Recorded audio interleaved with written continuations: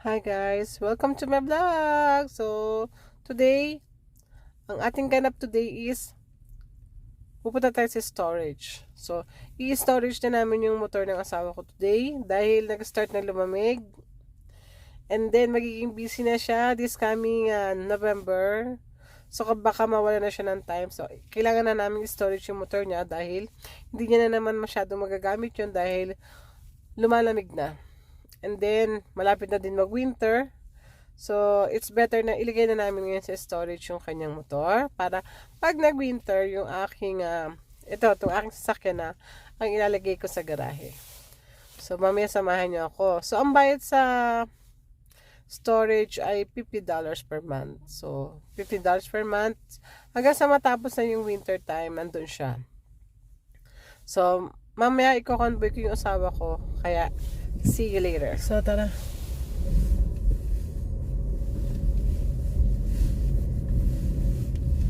Hintayin ko na siya dito para i-convoy ko siya. Sabi ko, i-convoy ko pero nauna ako.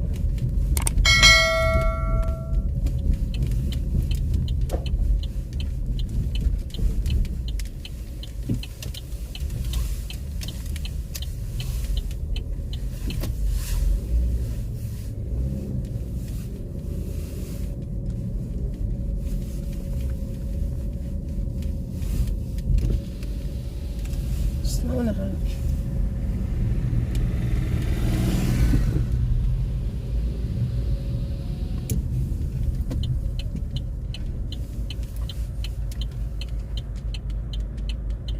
So, ayan na siya. Kukonvoy na natin siya.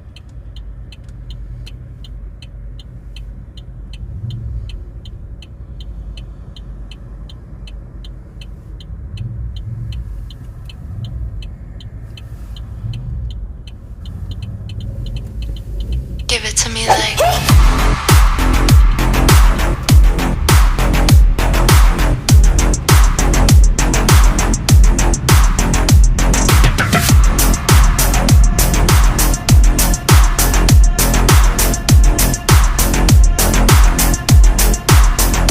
I love you.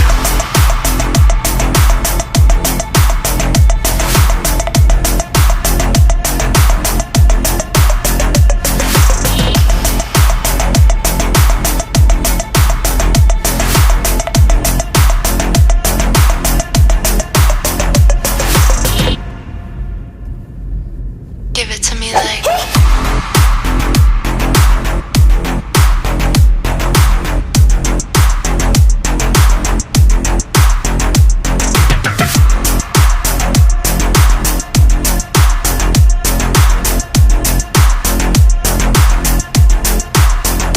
I love you.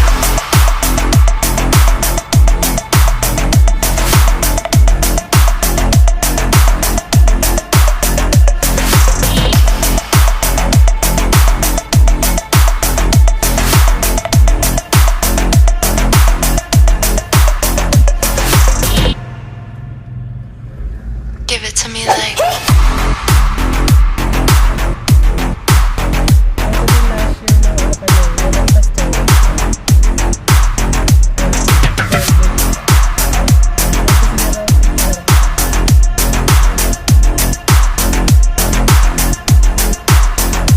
I love you.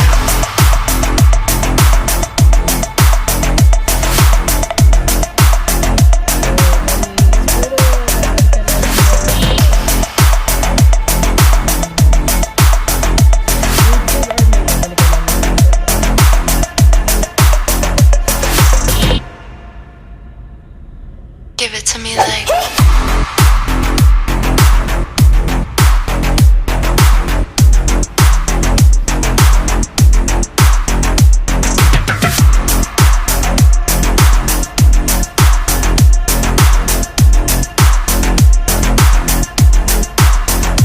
I love you.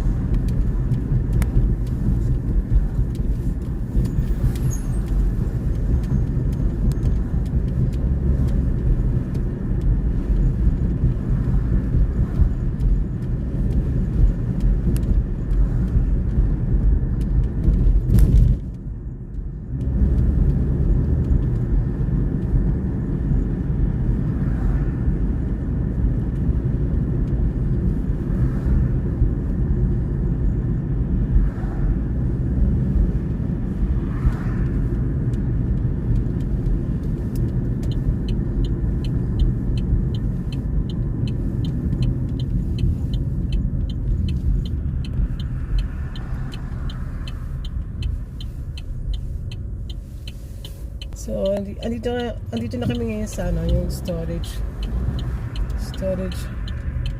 company na nag-ano na. Ayan.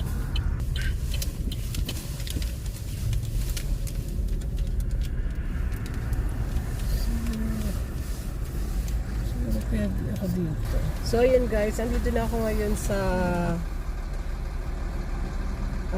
storage area na paglalagay ng motorcycle ng asawa ko. So, yung innovative cycle.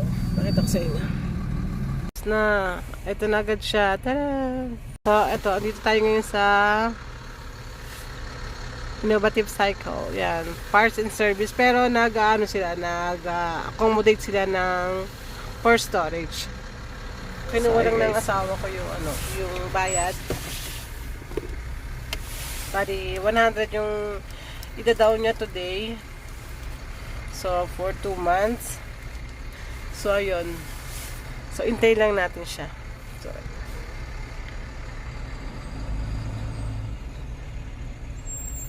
last year, naubusan kami ng spot. Kaya, bali, mayroon lang siya nakilalang Pilipino na may bakante pa doon sa garahe. So, doon muna namin siya nilagay last year. So, kaya ngayong year na to, naging maagap siya. Kasi, ano lang to mga 7 minutes away lang sa bahay namin. Itong storage area na to. So, intay lang natin ang asawa ko. And then, lipat na ulit tayo papunta naman siguro sa groceries. So, see you later guys! Uwi na ulit. Si Bluish. Uwi na si Motorfish. Pahinga na siya. Dinambitan mo ba yung motor mo? Dinambitan mo? Alam mo na yun. Diba dinala mo yung pang-cover, diba? Kahit naman, di nila kubayaran. Yung sabihin ano siya, stated. storage ng motor ng asawa ko.